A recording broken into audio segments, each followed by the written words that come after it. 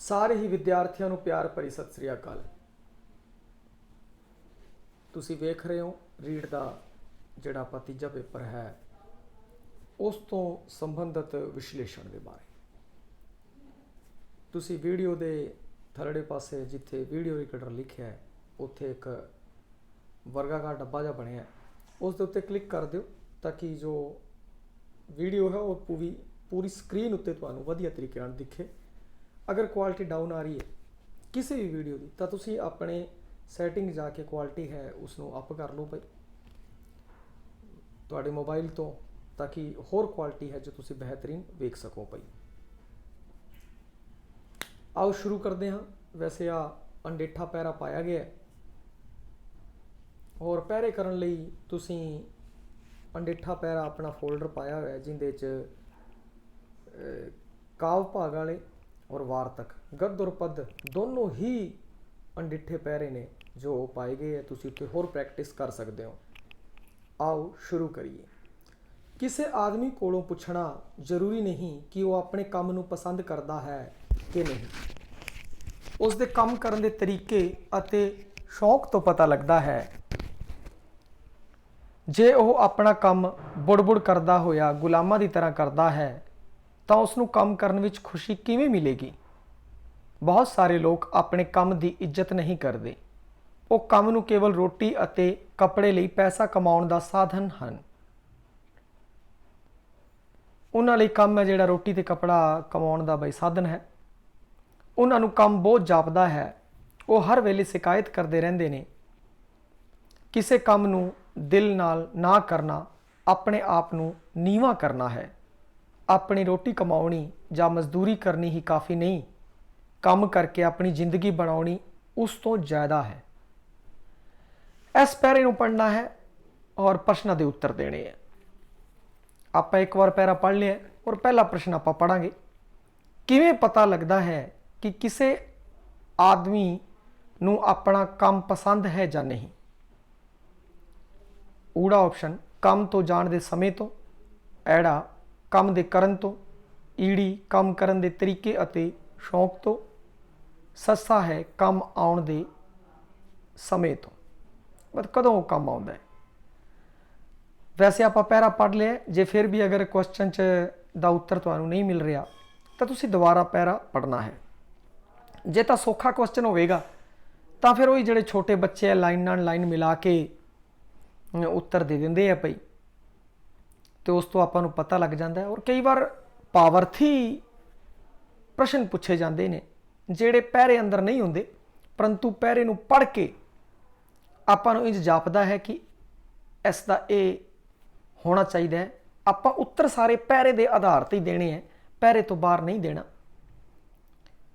तो आपां वेख रहे हैं कि किवें पता लगता है कि किसी आदमी नूं अपना काम पसंद है या नहीं। तो जो आप पैरा पढ़िया सी तो उत्थों पहली लाइन तो बाद ही लिखिया होया बई किसी आदमी कोलों पुछना जरूरी नहीं कि वह अपने काम नूं पसंद करता है कि नहीं। वो काम करन दे तरीके अते शौक तो पता लग सकता है बई उनका काम करन दा जिहड़ा तरीका है और शौक है उस तो आपां नूं पता चल जाएगा बई वो अपने काम नूं किन्ना पसंद करता है। ईडी ऑप्शन इहदे विच वो बिल्कुल सही है भाई। उस तो बाद आप वेखिए शिकायत कौन करता है भाई।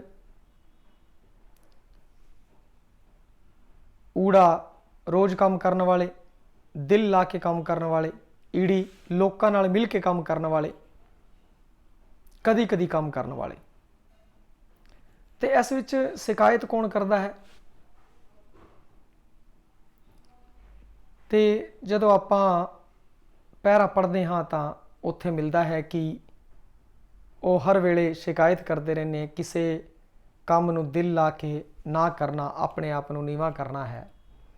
वो लोग शिकायत करते हैं जिहड़े दिल ला के काम नहीं करते भाई। ऐड़ा ऑप्शन दिल ला के काम है जो नहीं करना इस तो संबंधित है भाई। और फिर आपां अगले ऑप्शनां दे वल वधदे हाँ। काम करन नाल खुशी है जो किवें मिलती है।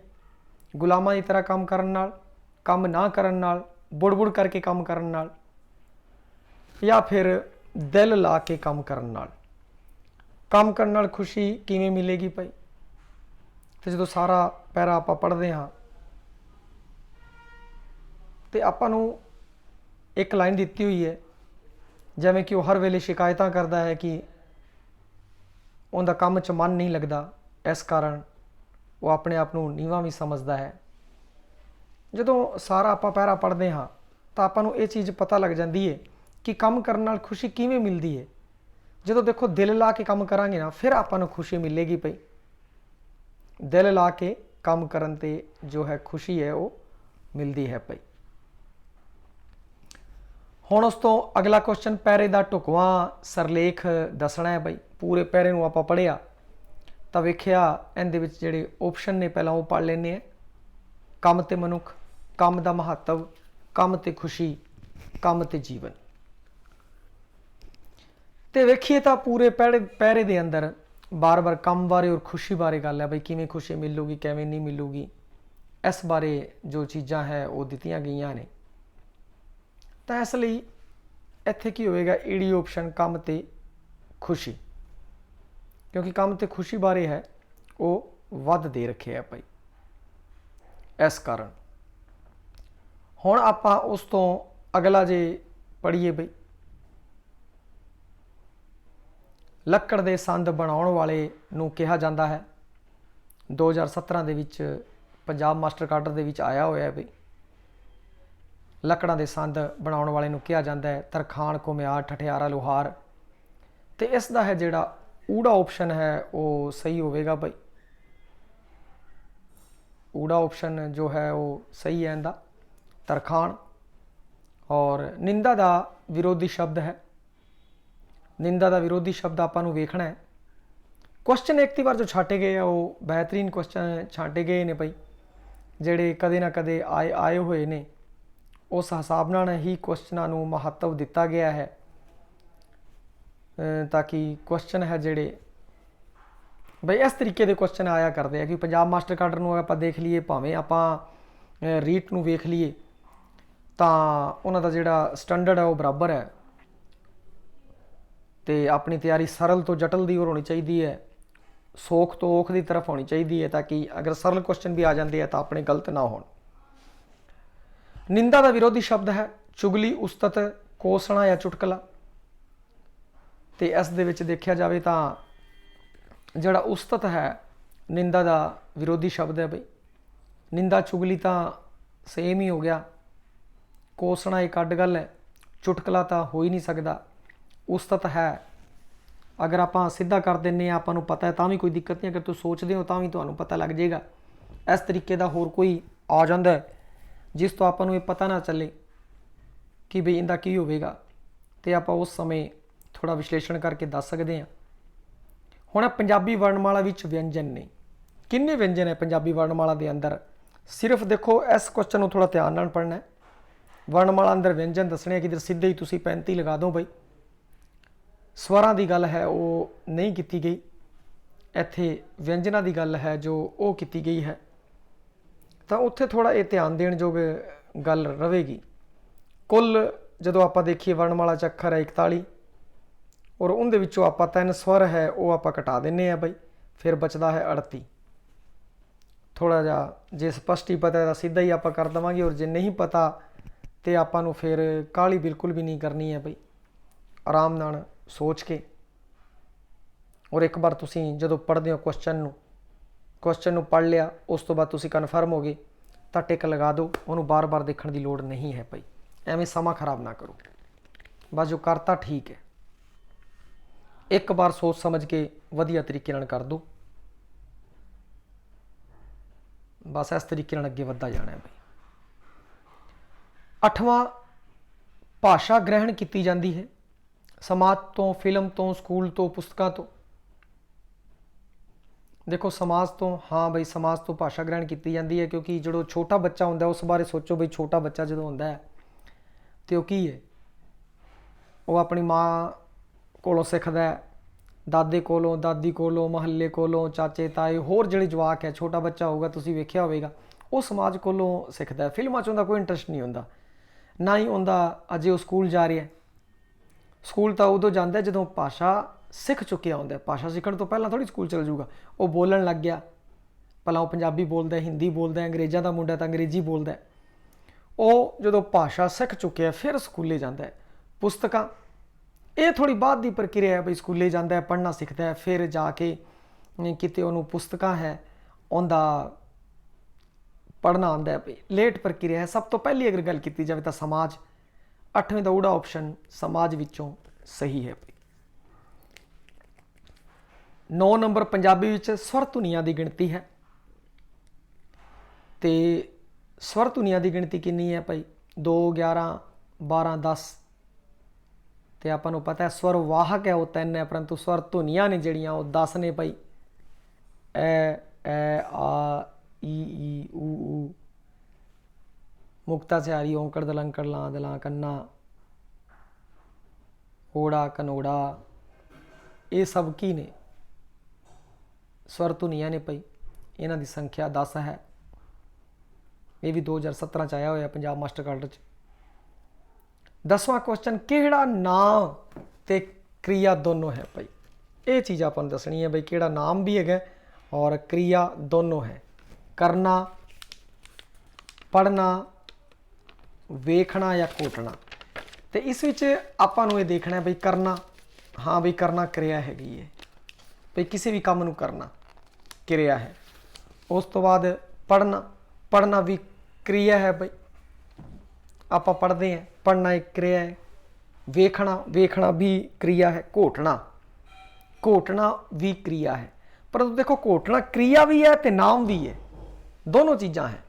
ਕਿਵੇਂ ਵੀ? ਘੋਟਣਾ ਉਹ ਘੋਟਾ ਜਿਹਦੇ ਨਾਲ ਆਪਾਂ ਘੋਟਦੇ ਹਾਂ ਬਈ, ਚਟਨੀ ਵਗੈਰਾ ਕੁੱਟੀ ਹੋਵੇ, ਜਾਂ ਜਿਹੜੇ ਤੁਸੀਂ ਦੇਖਿਆ ਹੋਗਾ ਸ਼ਿਵਰਾਤਰੀ ਵਾਲੇ ਦਿਨ ਉਹ ਭੰਗ ਨਾਲ ਘੋਟਣੇ ਨਾਲ ਘੋਟਦੇ ਆ ਭਾਈ।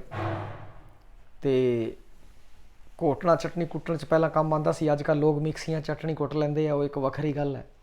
ਸ਼ਾਇਦ ਇਸ ਤੋਂ ਜਾਣੂ ਨਾ ਹੋਣ, ਪਰੰਤੂ ਅਧਿਕਤਰ ਜਣੇ ਇਸ ਤੋਂ ਜਾਣੂ ਹੋਣਗੇ। ਘੋਟਣਾ ਉਹ ਸੰਦ ਵੀ ਹੁੰਦਾ ਭਾਈ ਜਿਸ ਨਾਲ ਚਟਨੀ ਵਗੈਰਾ ਕੁੱਟੀ ਜਾਂਦੀ ਹੈ, ਜਾਂ ਜਿਹੜਾ ਹੁਣ ਐਗਜ਼ਾਮਪਲ ਦਿੱਤਾ ਸੀ ਭੰਗ ਵਾਲਾ ਉਹ। ਔਰ ਇਹ ਘੋਟਣਾ ਜਿਹੜੀ ਹੈ ਉਹ ਕਿਰਿਆ ਵੀ ਹੈ ਵੀ, ਘੋਟਣਾ ਕਿਸੇ ਨੂੰ ਜਿਵੇਂ ਗਲਾ ਘੋਟ ਦੇਣਾ ਜਾਂ ਕੁਛ ਵੀ, ਘੋਟਣਾ ਕਿਰਿਆ ਵੀ ਹੈ। ਤੇ ਸੱਸਾ ਜਿਹੜਾ ਹੈ ਇਸ ਦਾ ਬਿਲਕੁਲ ਸਹੀ ਜਵਾਬ ਹੈ ਭਾਈ। 11 ਨੰਬਰ, ਜਿਨ੍ਹਾਂ ਸ਼ਬਦਾਂ ਦਾ ਕੋਈ ਅਰਥ ਨਿਕਲਦਾ ਹੋਵੇ ਉਹਨਾਂ ਨੂੰ ਕੀ ਕਹਿੰਦੇ ਹੈ? ਸ਼ਬਦ ਬੋਧ। ਦੇਖੋ ਇੱਥੇ ਅਰਥ ਦੀ ਗੱਲ ਕੀਤੀ ਹੈ, ਤਾਂ ਜਦੋਂ ਅਰਥ ਦੀ ਗੱਲ ਕੀਤੀ ਹੈ ਤਾਂ ਅਰਥ ਤੋਂ ਸੰਬੰਧਿਤ ਹੋਵੇਗਾ ਬਈ ਸਾਰਥਕ ਸ਼ਬਦ ਜਾਂ ਨਿਰਾਰਥਕ, ਇਹਨਾਂ 'ਚ ਹੋਊਗਾ ਅਰਥਬੋਧ। ਇਹਦੇ ਵਿੱਚੋਂ ਦੇਖਣਾ ਪਊਗਾ। ਔਰ ਆਪਾਂ ਨੂੰ ਕੀ ਕਰਨਾ ਹੈ ਕਿ ਜਿਹਦੇ ਕੋਈ ਅਰਥ ਨਿਕਲਦਾ ਹੋਵੇ ਭਾਈ, ਅਰਥ ਨਿਕਲਦਾ ਹੋਵੇ ਉਹ ਕਿਹੜਾ ਹੁੰਦੇ ਆ? ਸਾਰਥਕ ਸ਼ਬਦ ਹੁੰਦੇ ਆ। ਔਰ ਜਿਨ੍ਹਾਂ ਦਾ ਅਰਥ ਨਹੀਂ ਨਿਕਲਦਾ ਉਹ ਨਿਰਰਥਕ ਸ਼ਬਦ ਹੁੰਦੇ ਆ। ਤਾਂ 11ਵੇਂ ਦਾ ਐੜਾ ਹੈ ਭਾਈ ਸਾਰਥਕ ਸ਼ਬਦ। 12ਵੇਂ ਦਾ ਉਹ ਸ਼ਬਦ ਜੋ ਜੀਵ ਵਸਤੂ ਸਥਾਨ ਲਈ ਵਰਤਿਆ ਜਾਂਦਾ ਹੈ ਉਸ ਨੂੰ ਆਖਦੇ ਨੇ। ਜੀਵ ਵਸਤੂ ਸਥਾਨ ਲਈ ਜੋ ਵਰਤਿਆ ਜਾਏ ਉਸ ਨੂੰ ਕੀ ਆਖਦੇ ਆ? ਨਾਂ, ਵਿਸ਼ੇਸ਼ਣ, ਕਿਰਿਆ, ਪੜ੍ਹਨਾ, ਉਸ ਨੂੰ ਨਾਂ ਆਖਦੇ ਆ ਭਾਈ। ਨਾਂ ਆਪਾਂ ਕਵਾਂਗੇ, ਸੰਗਿਆ ਆਖਦੇ ਉਸ ਨੂੰ ਹੈ ਬਈ। ਸਮਾਨਾਰਥਕ ਸ਼ਬਦ ਦੱਸੋ। ਸਲਾਗਾ, ਅਧੂਰਾ, ਤਰੰਗ, ਤਾਂਗ। ਉਮੰਗ ਦਾ ਆਪਾਂ ਨੂੰ ਸਮਾਨਾਰਥਕ ਸ਼ਬਦ ਦੱਸਣਾ ਹੈ। ਉਮੰਗ ਦਾ ਸਮਾਨਾਰਥਕ ਕੌਣ ਹੈ? ਸਲਾਗਾ ਨਹੀਂ ਹੈ ਬਈ। ਸਲਾਗਾ ਕਿਸੇ ਦੀ ਸਲਾਹਣਾ ਕਰਨਾ ਬਈ, ਕਿਸੇ ਨੂੰ ਸਲਾਹਣਾ ਬਈ ਤੂੰ ਬਹੁਤ ਵਧੀਆ ਕੰਮ ਕੀਤਾ ਹੈ। ਅਧੂਰਾ, ਅਧੂਰਾ ਨਹੀਂ ਹੋ ਸਕਦਾ। ਤਰੰਗ, ਇੱਕ ਉਮੰਗ ਪੈਦਾ ਹੋਣੀ, ਇੱਕ ਤਰੰਗ ਜਿਹੜੀ ਹੈ, ਉਮੰਗ ਔਰ ਤਰੰਗ ਹੈ, ਇਹ ਸਮਾਨਾਰਥਕ ਸ਼ਬਦ ਹੈ। ਤਾਂਗ, ਤਾਂਗ ਹੈ ਇਹ ਸ਼ਬਦ ਤੁਸੀਂ ਸੁਣਿਆ ਹੋਵੇਗਾ, ਕਈ ਗਾਣਿਆਂ ਵਿੱਚ ਇਹਨੂੰ ਵਰਤਿਆ ਗਿਆ ਬਈ, ਜਿਵੇਂ ਤਾਂਗ ਛਿੜੀ ਹੈ ਤੇਰੇ ਇਸ਼ਕ ਦੀ। ਇਸ ਤਰੀਕੇ ਨਾਲ ਹੋਰ ਵੀ ਗਾਣਿਆਂ ਵਿੱਚ ਤਾਂਗ ਵਰਤਿਆ ਗਿਆ। ਤਾਂਗ ਸ਼ਬਦ ਬਹੁਤ ਜ਼ਿਆਦਾ ਡਿਜ਼ਾਇਰ ਬਈ, ਇੱਛਾ, ਉਸ ਤੋਂ ਸੰਬੰਧਿਤ ਹੈ। ਤੇ ਇੱਕ ਚੀਜ਼ ਤੁਸੀਂ ਧਿਆਨ ਰੱਖਣੀ ਹੈ, ਜਿਹੜਾ ਵੀ ਸ਼ਬਦ ਹੈ ਜਿਹੜਾ ਤੁਸੀਂ ਸੁਣਿਆ ਹੋਵੇ, ਜਿਹੜਾ ਗਿਆਨ ਤੁਹਾਨੂੰ ਹੈ ਉਹਨੂੰ ਕਿਵੇਂ ਵਰਤੀਏ। ਤਾਂ ਜਦੋਂ ਤੁਸੀਂ ਉਸ ਕੋਈ ਵੀ ਤਾਂਗ ਜਿੱਥੇ ਸੁਣਿਆ ਹੋਊਗਾ ਕਿਸੇ ਤੋਂ, ਜਦੋਂ ਉਸ ਬਾਰੇ ਥੋੜ੍ਹਾ ਜਿਹਾ ਤੁਸੀਂ ਸੋਚੋਗੇ ਤਾਂ ਤੁਹਾਨੂੰ ਅਰਥ ਪਤਾ ਲੱਗ ਜਾਏਗਾ। ਤੇ ਆਪਾਂ ਕੀ ਕਰਨਾ? ਉਮੰਗ ਪੈਦਾ ਹੋਣਾ ਬੰਦੇ ਅੰਦਰ। ਤੇ ਇਸ ਤੋਂ ਜਦੋਂ ਆਪਾਂ ਵੇਖਾਂਗੇ ਅਧੂਰਾ ਤਾਂ ਹੋ ਹੀ ਨਹੀਂ ਸਕਦਾ, ਤਾਂਗ ਹੋ ਨਹੀਂ ਸਕਦਾ, ਸਲਾਗਾ ਦਾ ਆਪਾਂ ਨੂੰ ਪਤਾ ਲੱਗ ਗਿਆ, ਤੇ ਅਖੀਰ 'ਚ ਬਚਿਆ ਕੀ? ਤਰੰਗ ਭਾਈ। ਈੜੀ ਤਰੰਗ, ਇਹਦਾ ਜਿਹੜਾ ਈੜੀ ਤਰੰਗ ਹੈ ਉਹ सही होगा भाई। अगला है 14 नंबर, वाक नूं पढ़न वेले कोई थां कई थां रुकना पैंदा है, अजिहे स्थान ते किस दी वरतों की जाती है भाई। कई थां रुकना पैंदा है और फिर आपां नूं दसना पवेगा भी किंदी आपां वरतों करते हैं। वाक नूं पढ़न वेले कई थां रुकते हैं, दुबिंदी दी, कामे दी, ब्रैकेट दी या बिंदी दी। तो कई थां रुकण ते आपां वरतों करते हाँ कामे दी बई, कामा कौमा जिसनों आपां आखदे हैं वो बई आपां लगाने एवें करके, जो थोड़ी देर वास्ते रुकना होवे तां कौमा लगाया जाता है। इनका एड़ा ऑप्शन है वो सही है बई। उस तो अगला 15 नंबर क्वेश्चन, किसी वाक विच कारज करन वाले नूं कहा जाता है। जिहड़ा कारज करता है वो की हुंदा है? करता हुंदा है, कर्म हुंदा है, पुरख या क्रिया। कारज नूं करन वाला, कारज नूं करन वाला करता है भई। कारज नूं करन वाला की है? करता है। जिस ते उत्ते असर पवे वो कर्म है। क्रिया जिस काम का करना या होना पाया जाए, कोई काम किया जाए, पुरख। ये पुरख तो संबंधित है बई, 3 होंदे है, उत्तम पुरख, मध्यम पुरख, अन्न पुरख। ये प्रथम द्वितीय तृतीय भी कह देंगे हिंदी दे विच बई, पहला दूजा तीजा आख लो भावें। हुण अगला है 16 नंबर, योजक ला के वाक मुकम्मल करो। योजक लगाना है। जे तुहाडी चिट्ठी ना जाती, इत्थे योजक लाना है बई, बिंदियां बिंदियां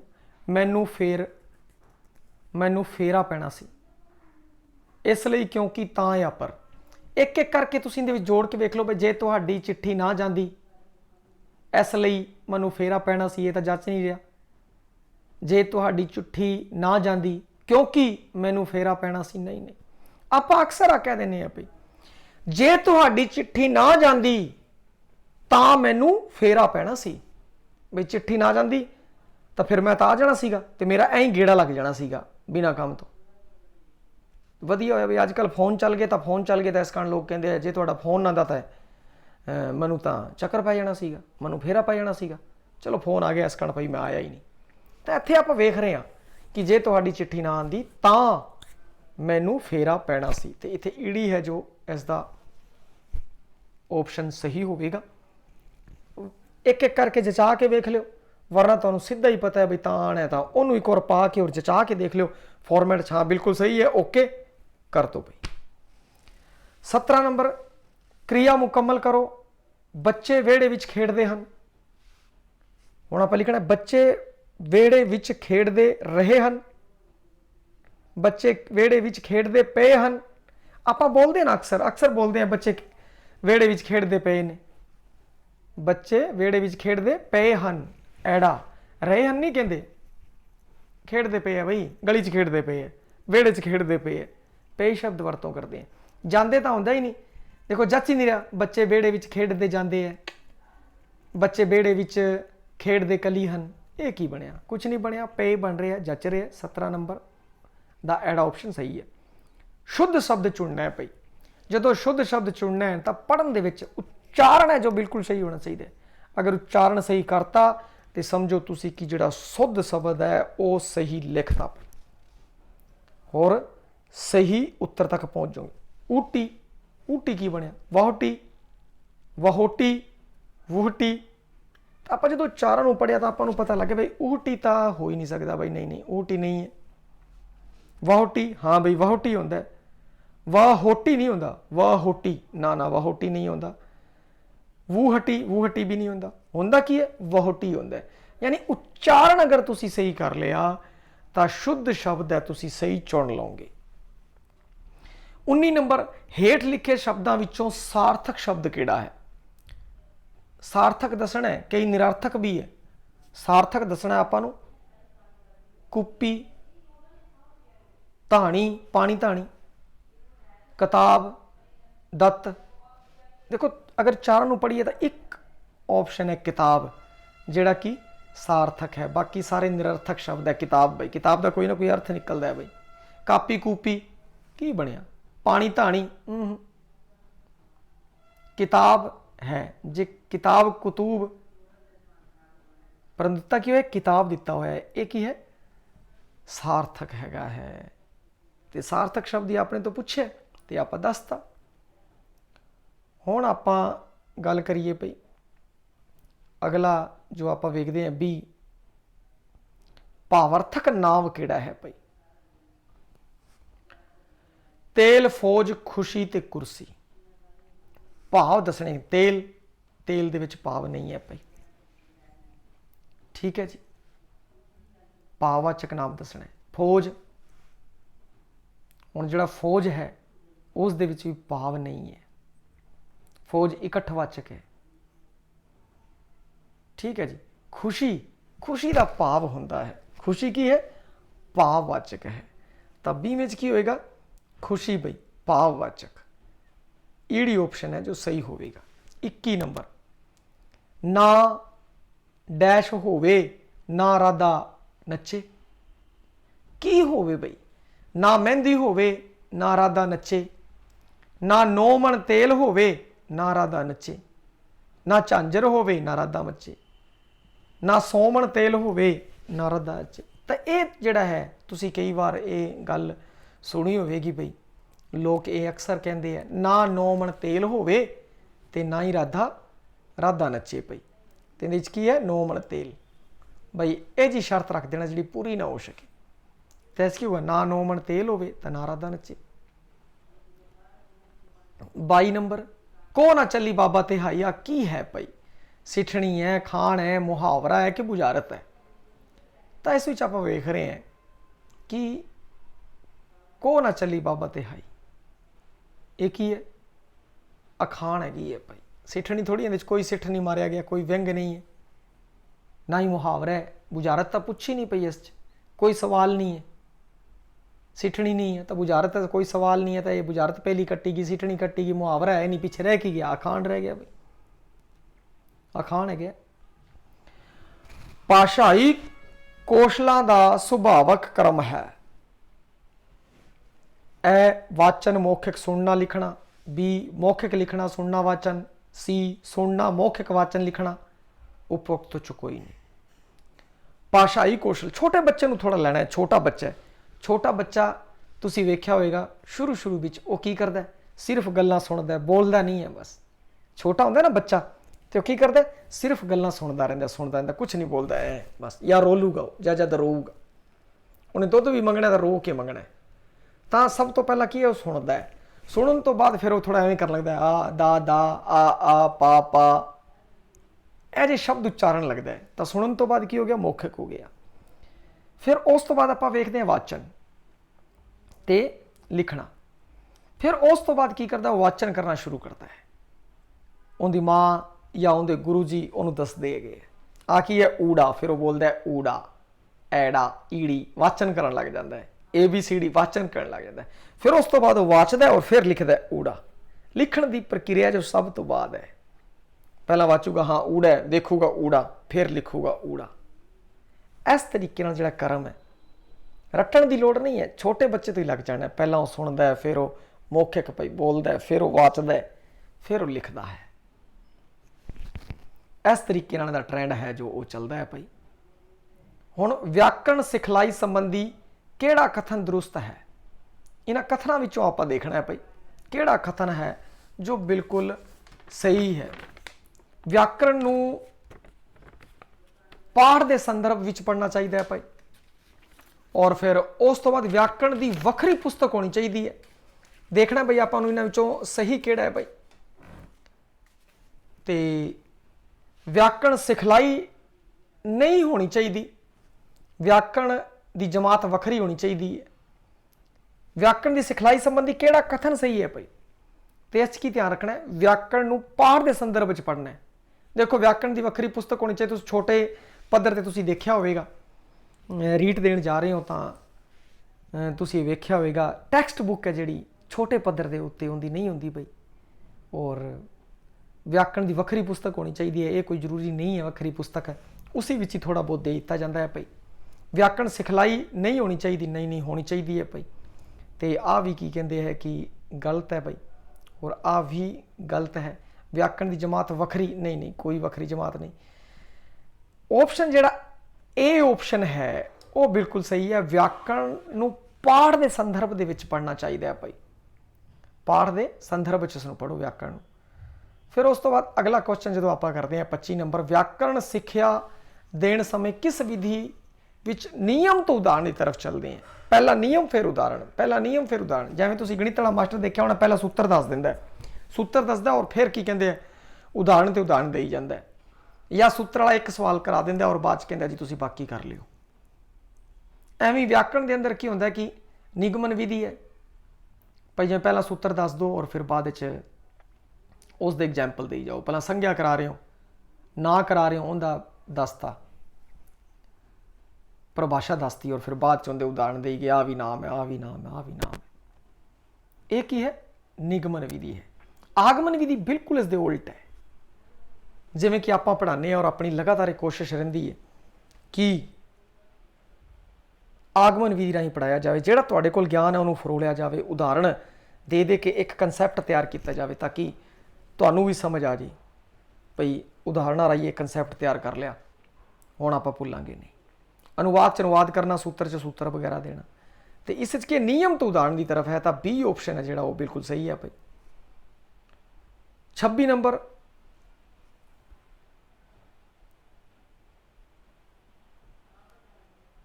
ਨਿਗਮਨ ਵਿਧੀ ਸਹੀ ਹੈ ਭਾਈ। 26 ਵਿਆਕਰਣ ਸੇਵਕਾ ਅਤੇ ਅਧਿਆਪਕਾ ਸ਼ਬਦ ਦਾ ਬਹੁਵਚਨ ਦੱਸੋ ਭਾਈ। ਸੇਵਕਾ ਅਤੇ ਅਧਿਆਪਕਾ ਦਾ ਬਹੁਵਚਨ ਆਪਾਂ ਨੂੰ ਦੱਸਣਾ ਹੈ ਭਾਈ। ਸੇਵਕਾ ਦਾ ਬਹੁਵਚਨ ਬਣਾਵਾਂਗੇ ਸੇਵਕਾਵਾਂ, ਔਰ ਬਾਕੀ ਸਾਰੇ ਆਪਸ਼ਨ 'ਚ ਦੇਖੋ ਸੇਵਕਾਵਾਂ ਕਿੱਥੇ ਵੀ ਨਹੀਂ ਹੈ, ਸਿਰਫ ਇਹ ਆਪਸ਼ਨ ਦੇ ਅੰਦਰ ਹੈ। ਅੱਗੇ ਸੇਵਿਕਾ ਹੈ, ਆ ਇੱਕ ਵਚਨ ਹੀ ਹੈ ਭਾਈ। ਸੇਵਕਾ ਆ ਤਾਂ ਕੋਈ ਗੱਲ ਨਹੀਂ ਬਣੀ, ਸੇਵਕ ਆ ਵੀ ਇੱਕ ਵਚਨ ਹੈ। ਬਹੁਵਚਨ ਦੀ ਗੱਲ ਕਰੀਏ ਤਾਂ ਸੇਵਕ ਦਾ ਸੇਵਕਾਵਾਂ ਹੈ, ਅਧਿਆਪਕ ਦਾ ਅਧਿਆਪਕਾਵਾਂ ਹੈ, ਅਧਿਆਪਿਕਾ ਦਾ ਅਧਿਆਪਕਾਵਾਂ ਹੈ। ਤਾਂ ਇਹੜਾ ਆਪਸ਼ਨ ਹੈ ਇਸ ਦੇ ਵਿੱਚ ਉਹ ਬਿਲਕੁਲ ਸਹੀ ਹੈ। ਫੌਜ ਦਾ ਵਿਸ਼ੇਸ਼ਣ ਦੱਸਣਾ ਹੈ, ਫੌਜ ਨਾਂ ਦਾ ਵਿਸ਼ੇਸ਼ਣ ਦੱਸਣਾ ਹੈ। ਫੌਜੀ, ਫੌਜ, ਫੌਜਣ, ਸੈਨਿਕ। ਦੇਖੋ ਫੌਜਣ ਫੌਜੀ ਹੈ, ਹਾਂ ਬਈ ਫੌਜੀ ਹੈ ਜਿਹੜਾ ਉਹ ਵਿਸ਼ੇਸ਼ਣ ਹੈ, ਪਹਿਲਾ ਉੱਤਰ ਹੀ ਹੈ ਫੌਜੀ ਵਿਸ਼ੇਸ਼ਣ ਹੈ। ਪਰ ਆਪਸ਼ਨ ਸਾਰੇ ਪੜ੍ਹਨੇ ਆਪਾਂ, ਕਿਉਂਕਿ ਫੌਜੀ ਗੁਰਦੇਵ ਸਿੰਘ, ਫੌਜੀ ਫਲਾਣਾ ਸਿੰਘ, ਅੱਗੇ ਵਿਸ਼ੇਸ਼ਣ ਲਾ ਦੇਣੇ, ਆਪਾਂ ਨੂੰ ਪਤਾ ਲੱਗਦਾ ਫੌਜੀ ਹੈ ਭਾਈ, ਵਿਸ਼ੇਸ਼ਤਾ ਹੋ ਗਈ ਹੁੰਦੀ। ਫੌਜ, ਫੌਜ ਤਾਂ ਇਕੱਠਵਾਚਕ ਹੋ ਗਿਆ ਭਾਈ ਨਾ। ਫੌਜਣ, ਫੌਜਣ ਇਸਤਰੀਲਿੰਗ ਹੈ ਫੌਜੀ ਦਾ ਭਾਈ। ਸੈਨਿਕ ਹੈ ਜਿਹੜਾ ਉਹ ਫੌਜੀ ਵਾਲੀ ਤਰ੍ਹਾਂ ਕਈ ਜਿਹੜੇ ਸੈਨਿਕ ਹੈ ਉਹਨੂੰ ਸੈਨਿਕ ਸ਼ਬਦ ਵਰਤ ਲੈਂਦੇ ਆ, ਪਰ ਵਿਸ਼ੇਸ਼ਣ ਕਿਹੜਾ ਫੌਜੀ ਹੈ 27ਵੇਂ ਦਾ ਇਹ ਫੌਜੀ।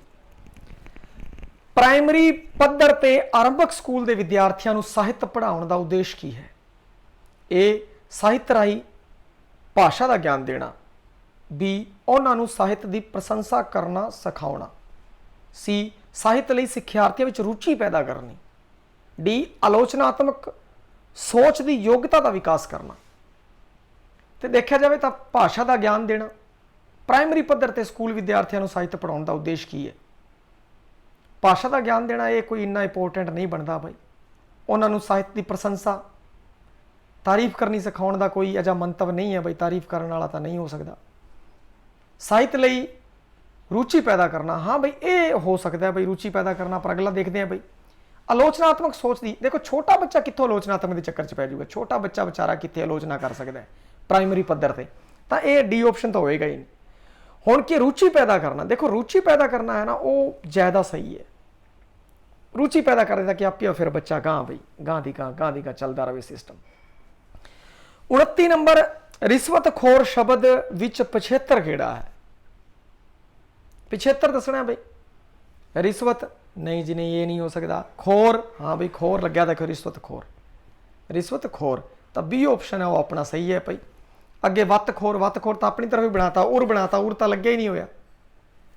ਲੱਗਿਆ ਕੀ ਹੋਇਆ ਜੇ ਆਪਾਂ ਇਹਨੂੰ ਗੌਰ ਨਾਲ ਵੇਖੀਏ ਤਾਂ ਇਸ ਵਿੱਚ ਕੀ ਹੈ ਕਿ ਖੋਰ ਹੈ ਜਿਹੜਾ, ਰਿਸ਼ਵਤ ਪਲਸ ਖੋਰ, ਖੋਰ ਹੈ ਜਿਹੜਾ ਉਹ ਪਿਛੇਤਰ ਲੱਗਿਆ ਹੋਇਆ ਹੈ, ਬੀ ਆਪਸ਼ਨ ਸਹੀ ਹੈ। ਅਗਲਾ 30ਵੇਂ ਦਾ, ਅਧਿਆਪਨ ਹੈ ਯੋਜਨਾਬੱਧ ਕਾਰਜ ਪ੍ਰਣਾਲੀ, ਗੈਰ ਯੋਜਨਾਬੱਧ ਕਾਰਜ ਪ੍ਰਣਾਲੀ, ਭੰਗ ਕਾਰਜ ਪ੍ਰਣਾਲੀ, ਜਾਂ ਸੰਕੁਚਿਤ ਕਾਰਜ ਪ੍ਰਣਾਲੀ, ਜਾਂ ਵਿਸ਼ਾਲ ਕਾਰਜ ਪ੍ਰਣਾਲੀ।